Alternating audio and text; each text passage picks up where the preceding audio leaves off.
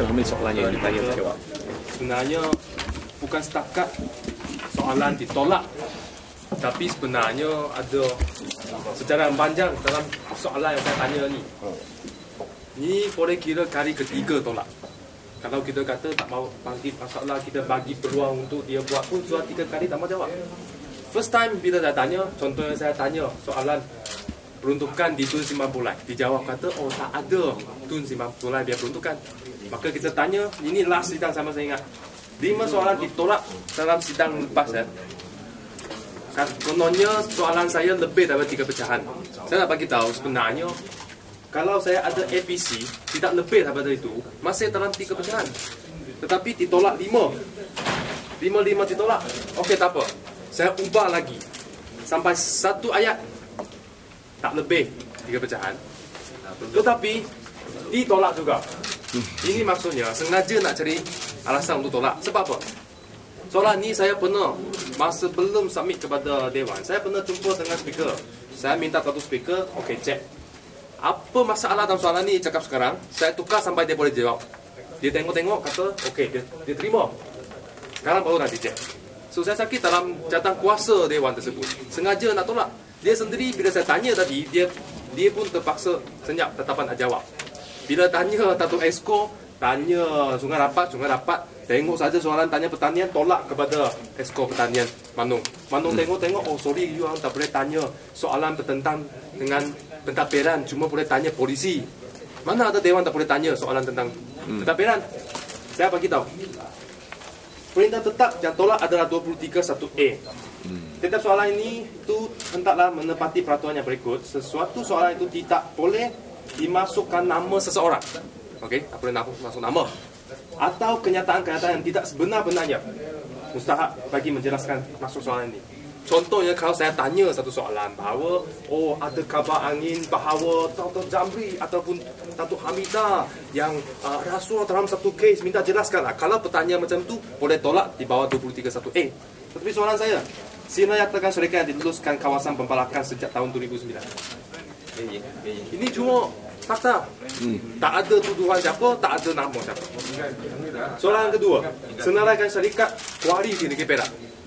Senarai kuari, kalau kita pergi kilang kuari tengok nama pun ada. Pasal apa tak boleh senaraikan Dewan?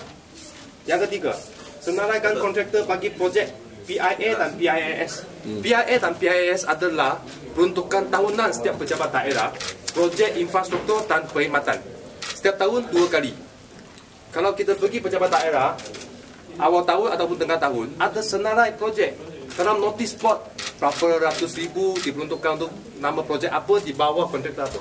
Kalau dalam pejabat daerah, orang biasa boleh dapatkan maklumat, dalam Dewan tak boleh tanya. Yang keempat, senaraikan tanah pertanian telah diluluskan di Perak. Senaraikan tanah pertanian. Kalau lah pihak kerajaan kata, oh dalam jawapan kita pun tak boleh mention nama dan syarikat.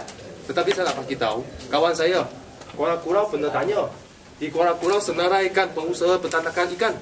Ada jawapan nama syarikat? Sebelah syarikat ditunjukkan.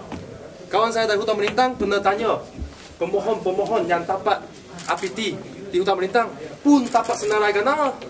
Maka alasan kononnya tak boleh senaraikan jawapan yang ada nama, mention syarikat, itu palsu. Memang boleh disenaraikan. Okey? Dan di sini tak ada apa perkataan yang tak benar. Maka saya rasa inilah sidang terakhir pun, kalau inilah sidang terakhir pun, dalam sidang pun tak mau jadi sesuatu sidang yang profesional. Apa lagi kita boleh tanya? Apa jawapan speaker tadi? Speaker kata, oh ini jawapan saya, saya biar keputusan untuk tolak. Tapi kalau apa guna kita ada perintah tetap? Suka-suka boleh ambil ini untuk tolak. Kalaulah tolak guna Datuk Ngeh tadi itu perintah tetap, paling tidak saya pun boleh terima sikit kononnya kalau ini apa ni confidential ke apa. Tidak. Katanya soalan saya ada mention nama, ada kenyataan tidak benar. Tetapi soalan saya sudah potong sampai 1 ayat saja pun terjadi jawabannya. So saya rasa ini too much lah, terlampau kuasa. Kalau begitu, apalagi kita ini tugas minimal. Kalau bayangkan seorang wakil rakyat masuk Dewan, langsung tak mau cakap, langsung tak mau bahas pun, sekurang-kurangnya soalan pun kita basuh. Itu pun dinafikan. Apalagi kita boleh datang dalam sidang, sedangkan dalam tahun sidang tahun ini atau tahun lepas sudah tak ada kecoh apa. Apa masalah ya jawab soalan ni? Sebelum submit soalan ni, saya sudah jumpa Dato' Speaker. Tuan-tuan boleh pergi tanya. Saya sudah tunjuk, ini contoh soalan saya minta Dato' Speaker bagi tahu. Kalau ada apa yang tak sesuai, saya terus ubah. Supaya soalan itu tidak dibazirkan. Dan Dato' Speaker sendiri minta saya pergi jumpa. Supaya tak mau bazirkan lagi 2-3 kali soalan. Lepas terima, bukan setakat terima ni, soalan lepas pun dia foto siap untuk semak. Tetapi sekarang dia tolak lagi. Bila ditanya, dia sendiri tak berjawab.